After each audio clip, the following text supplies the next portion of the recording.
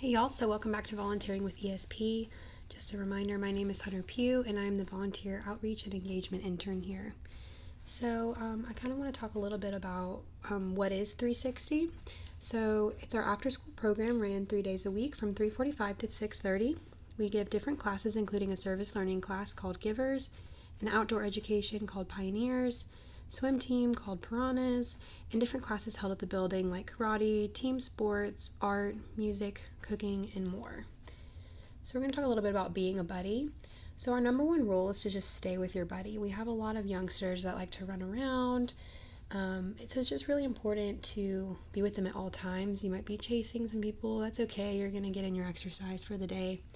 Another thing that's really important is just being their friend. So use person first language, which just means instead of saying a disabled person, we're going to say a person with disabilities. Instead of saying a wheeler for someone who uses a wheelchair, we're going to say a person who utilizes a wheelchair. If they are utilizing a wheelchair, let's get down on their level and talk at eye level. Bend, sit, and squat in front of them. That's really important just to make them feel like you're not towering over them. No one wants that. And also learn the way that they communicate. All participants communicate a little differently. So just learn that. It's super easy. And then it's really going to help you foster a good relationship with your buddy. Also, what's really important is engaging them. So we're always going to encourage them to participate in the given activity, even if they're resisting. So if you're excited about it, then they're going to be excited about it. Even if it's something that you don't even really want to be doing, you're going to act like it's the greatest thing that you've ever done in your life. Another thing that's really important is hand over hand assistance. So in this picture is a good show of that, where Harper has her hands over TJ, helping him nail this wooden thing together. It really is important to, if your participant has physical disabilities, to let them still have the experience of doing the things that everyone else is doing. Also, please talk to your buddy with age appropriateness. We're going to encourage independence and behavior representative to their age. So you might be working with a participant who is older than you, and that's okay. We're going to encourage independence with them. If they say they're going to go to the bathroom, you don't have to follow them super closely. Encourage them to do things on their own. They might say, well, you just do it for me. And just say no. Encourage them to do things on their own. But overall, just get them excited about what they're doing here. So another big part about 360 is parent communication. So you'll be working with the same buddy for all 12 weeks that you'll be here. So it's really important to foster a really good relationship with their parents. So every day drop off, greet your buddy and their parent enthusiastically. Ask about your buddy's day. It's going to be really important to gauge their mood for 360, and their parents will be pretty honest with you and give you good tips and tricks on how to work with their child because they know them best. And then at pickup, just tell the parents about the activities that your buddy participated in that day. A lot of our friends might be nonverbal, so it really helps the parents to know what's going on in their kid's life, to know what they did that day, and that's something that's really special to them. And it also helps them, instead of saying like, what'd you do at camp today? And their child saying, I don't know. If you told them that today in karate we learned a new move, then they can ask their child about that and to show them that new move. Also, if you have something bad that you need to tell them about something that happened that day, we really utilize the sandwich method here. So start and end with good news. A good example of that would be we were making an activity in class today, but Peter threw his bottle at another kid's head and hurt him, so we had to write an incident report about that. But they became friends right after that, and so everything was great. If you ever feel uncomfortable talking to a parent, ask your 360 instructors for help or Kaylin. It's totally okay to be uncomfortable if something happened that day, but just let us know and we'll help you work through that. Another really important thing that we do here is confidentiality. So under no circumstance can you disclose personal ESP participant information to friends, family, or community members, and that includes their age, their disability, a diagnosis, or their last name. Some parents are very private about their children, and we need to respect that. And also, they've been continuously defined by their disability for their whole life, and we don't want them to feel that way here at ESP. We also hold the right to any photos or videos of an ESP participant. Some participants can't have photos taken of themselves and posted on social media, so please check with your instructor or Tommy or Jake or Kaylin before posting any pictures to social media. Your instructors will also let you know if you shouldn't be taking pictures of somebody. And if you're ever contacted about an interview at ESP, please send the request to Katarina in the office. So a day in the life at 360 is you're going to arrive at 3:45 and check into GivePulse on the computer that's up front, and you're going to print out yourself out a name tag.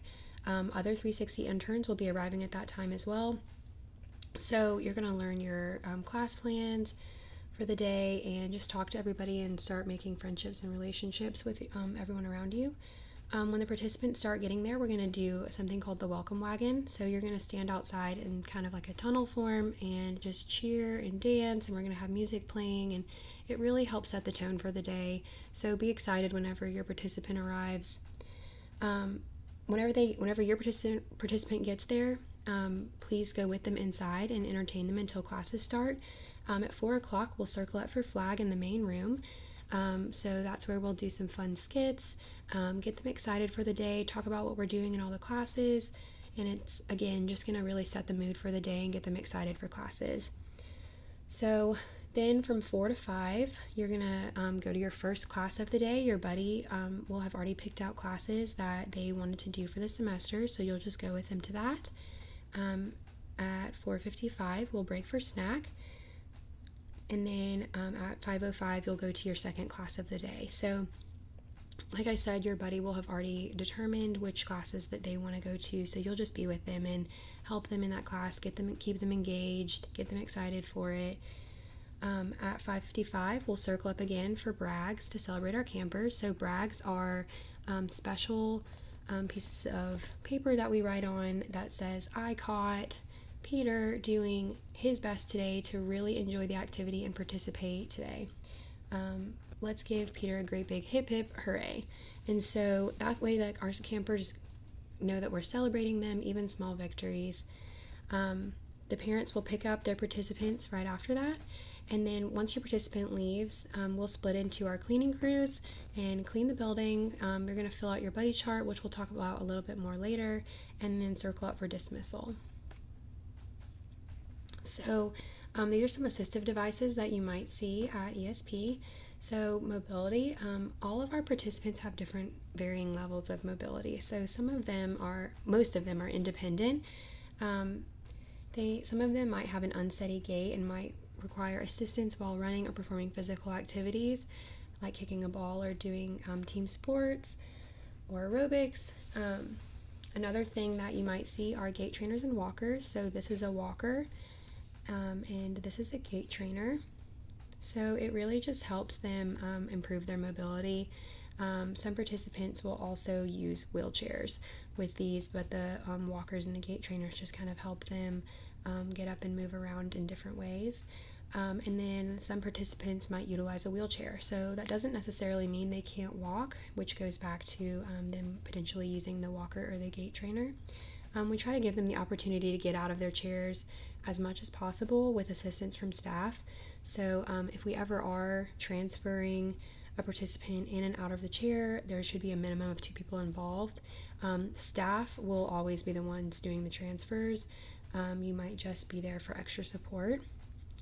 Each different wheelchair and gait trainer and walker all have different bells and whistles on it, so that kind of goes back to really fostering a relationship with the parents and your instructors, because it'll really help you understand your participants' mobility devices as best as you can.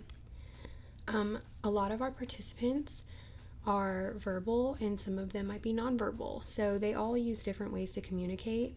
Some will use sign language and they'll have their own specific way of signing, so you can learn that as you get to know them. Some use tablets like this where they will point to any of the buttons to say, and it'll speak for them to say what they want. So it's really important to encourage them to use these devices. They might just point to a water bottle to tell you that they want water, but please, if they do use a communication device like this, tell them to tell you through the device that they want something, because these are really expensive and it takes a lot of time to learn them. So please encourage them to continue using that. Some of our participants might have echolalia, where they will just repeat things that you say. That's totally okay, and it's really fun. They're really good listeners, and they always know what you're talking about. And some of them might script as well, where they just memorize. They have really good memory, and they'll memorize things that they want to and script them back to you. But please don't speak to any of the participants as though they don't know anything. Don't assume their cognitive abilities, and please don't be patronizing to them. All of them are completely aware of what's going on around them, and please don't be patronizing to them and making them feel as though they're not. A lot of our participants also use sensory devices, so it meets their sensory needs, such as beads, headphones, dolls or squeeze toys, or chew toys. So we've got this little girl here, Faith. Here's a good example of headphones and some sensory toys. And then Ainsworth here with his beads. Please don't take these away from them if they come with them. If they don't already have their sensory toys or devices, you can use it as a reward. We hold all of them in the sensory rooms if you ever want to come grab one. So next we're going to talk about working with people with disabilities. So here at ESP, we work with people with developmental disabilities. So it's a group of conditions due to an impairment in physical, learning, language, or behavior areas.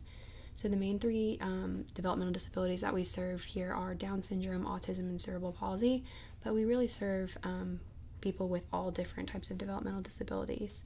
So please just don't assume their abilities and disabilities.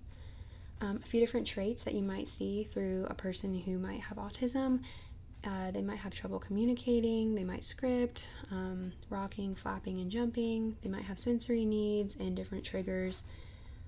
For someone with Down syndrome, they're going to be very loving and friendly. They might be stubborn, and for our little ones, they might elope, which just means that they like to run really fast.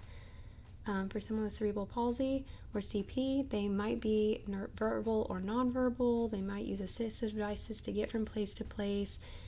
Everyone with CP is different, so just like I said, do not assume their abilities or disabilities. You'll also see a bunch of different medical conditions here at ESP. We have people who have feeding tubes, seizures, prosthetics, trachs, allergies, diabetes, medications. So if you have any questions about your participants' medical needs, ask your instructor, Tommy, Kaylin, or Jake. Something that's really important to remember about seizures is we will make you aware if your buddy is at risk for seizures. So if they are, please do your best to avoid any possible triggers like overheating or flashing lights. The only thing that you need to know is that you need to stay calm and immediately begin timing the seizure if your buddy has one. And then just alert the nearest ESP employee or intern. All staff members have been trained on what to do with seizures. Please don't touch the person other than to assist them to the ground if necessary. If you are in the room and you see another participant having a seizure, please redirect the attention of any nearby participants and volunteers, including yourself. Seizures can be disorienting and embarrassing for the person experiencing them, and we don't want to stare at them. Also, whenever your buddy comes out of their seizure, they're going to be really tired, so it's totally okay to let them go into the Camper Care Center or any of our sensory rooms to have them calm down. So toileting is another really big rule here for rule of 3. So a lot of our participants need bathroom assistance or changing. So the only people who have been permitted to assist with toileting are our summer staff and specifically instructed volunteers. So we will make you aware of who is allowed to help you with toileting. Volunteers, you might just be in there to help assist, but you're not going to be actually changing anything. All of the staff has been fully trained on how to help a participant use the bathroom. Also, just never be alone with a participant ever, especially in the bathroom. It's just a safety concern, so please remember the rule of 3. Also, with diabetes, allergies, or medication, You'll be informed if your buddy has any of these medical needs. You will not be administering any medication or emergency medication. So if you notice anything off about your buddy, please let your instructor or a staff member know. Please pay attention to what your buddy may ingest. If they have diabetes or allergies, it's really important to make sure that they're not eating things that they shouldn't be eating.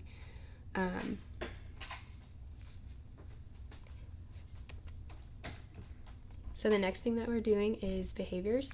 So a lot of our participants will follow schedules. They rely on these to help them with transitions. It really helps them decide what they're doing throughout the day. So they might have a schedule that looks like this. If your participant utilizes this schedule, it's really important to just let them look at it and check things off as they go. Let them know, hey, we've got about 5 minutes left in art and we're about to head to snack. It just really helps them, so that goes along with our verbal prompts and visual schedules. Some of our participants will also use reinforcements, so that means it's just another fancy word for rewards. It's a means to encourage desired behavior. So rewards vary individually, and we have created a system that is specific to our participants' likes at ESP. In order for our system to continue running effectively, reinforcement must be used regularly and consistently. We will let you know if your buddy utilizes these reinforcements and their specific reinforcements to use. Many of our participants are triggered by certain things, which can result in negative behavior. Some common triggers might be loud noises or crowded spaces, transitions, a change to your routine, or direct confrontation. Your instructor will tell you more about your buddy's specific triggers. Please do your best to avoid these things. That being said, volunteers should still engage their participant and not be afraid to help them remain calm and focused, and should any behavior arise. You should always attempt to de-escalate or diffuse a situation to avoid any meltdowns or physical aggression. Always be on the lookout for signs in the participant's behavior to note when a meltdown might be a possibility, so that you can de-escalate and diffuse the situation. Also, if you feel like your buddy is starting to get worked up, it's totally okay to give them a couple seconds to breathe. You don't have to stand next to them the entire time. Just take a couple steps back and let them sit on their own for a second to calm down. And please also notify your 360 instructor if you feel like a meltdown is about to occur. When one does occur, please notify a 360 staff member immediately. Stay calm and don't show any anger or anxiety. And if you're in the same space as someone who is melting down or being aggressive, redirect your attention and the attention of those around you away from the behavior. We don't want to positively reinforce negative behavior by giving them the attention that they desire. So buddy charts are really, really important. Each participant will have 5 objectives for each class for the whole semester, and 10 objectives overall if they're in 2 classes. So basically what we're going to do is hand you a sheet of paper, and we want you to observe the behavior related to the objectives and write your findings throughout the day and record the numbers pertaining to the occurrences. So for example, the social objective is to initiate conversations. So anytime that you see a buddy initiate a conversation, you'll just put a tally, and then we'll count them up at the end of the day, and it's pretty easy to track that one. The next one would be a trial, so resolving a conflict with a peer. Anytime that there's an opportunity for them to resolve a conflict, you can put whether they do or don't by putting in a check or an X. For example, Jonah refused to get on the slide and does not face his fear. That would be an X. But if he touches the slime even though he's afraid of getting messy, that'll be a check mark. So we will tally that up at the end of the day as well. And the last one is going to be number of minutes. So a lot of our participants have a goal of engaging in physical conditioning. So anytime that you're doing anything other than sitting down, please mark that and time it. That could be just walking from one class to the next. Obviously, if you're in swim or a team sports class, you're going to be getting a lot more minutes than other ones. Please don't make up any numbers for the buddy charts. They're really important that the data is accurate. So even if the numbers are low, that's totally okay, because each participant is different. So the biggest thing just to remember is that people with disabilities are just people. they just want to be your friend. They just want to have a social connection just the same way that you do. So the more that you work with them, the more that their disability will melt away and that you won't even notice it anymore. So we really appreciate you guys wanting to volunteer with ESP. This is something that's really important to our participants, and we thank you again.